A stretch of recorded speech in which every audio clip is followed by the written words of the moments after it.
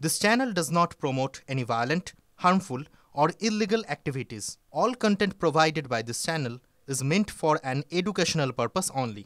এসআইআরের কাজের চাপ আর সেই চাপেই অসুস্থ কোন্নগরের বিএলও তপতি বিশ্বাস মুখ্যমন্ত্রী ফোনে কথা বলেছেন, 1 লক্ষ টাকা আর্থিক সাহায্য পাঠিয়েছেন জানিয়েছে বিএলওর পরিবার।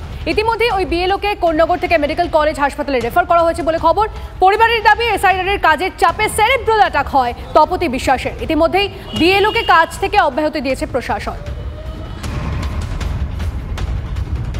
সাহেব আমাদের আশ্বাস দিয়েছেন যে কোনো রকম যদি ফার্দার ট্রিটমেন্টের জন্য যদি কোনো কিছু প্রবলেম হয় তো ওনাদের যে সুপারভাইজার আছে তার থ্রু দিয়ে এসডি সাহেবকে জানাতে। ওনার সাথে পার্সোনালি কথা বললাম, উনি আমাদের আশ্বাস দিয়েছেন যে অবভিয়াসলি উনি সেই জায়গাটা দেখে নেবেন।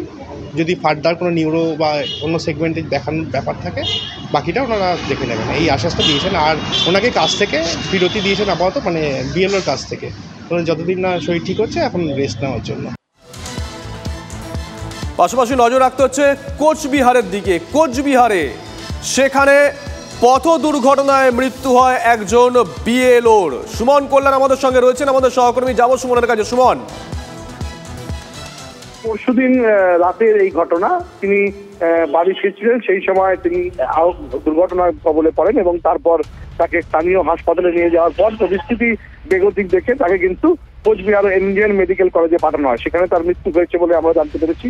তবে এই যে ঘটনা, এই ঘটনার পেছনে অতিরিক্ত মানসিক চাপ, বিরোধের যেভাবে চাপ তৈরি করা হচ্ছে, এই বিষয়টাকেই কিন্তু তুলে এনেছে তৃণমূল কংগ্রেস। তৃণমূল কংগ্রেসের রাজ্য মুখপাত্র পার্থপ্রতিম রায় সরাসরি অভিযোগ করেছেন যে যথেষ্ট চাপের মধ্যে দিয়ে তাকে চলতে হচ্ছিল এবং তার জন্যই হয়তো অমানুষ হয়ে তাকে কিন্তু এই মৃত্যু ঢলে পড়তে হয়। ফলে এই যে ঘটনা, তৃণমূল কংগ্রেস যেভাবে এই বিরোধের দীর্ঘদিন ধরেই বলে আসছে যে তাদের উপর অমানসিক চাপ তৈরি করছে ইলেকশন কমিশন, সেটাকেই কিন্তু তারা বলতে চাইছেন।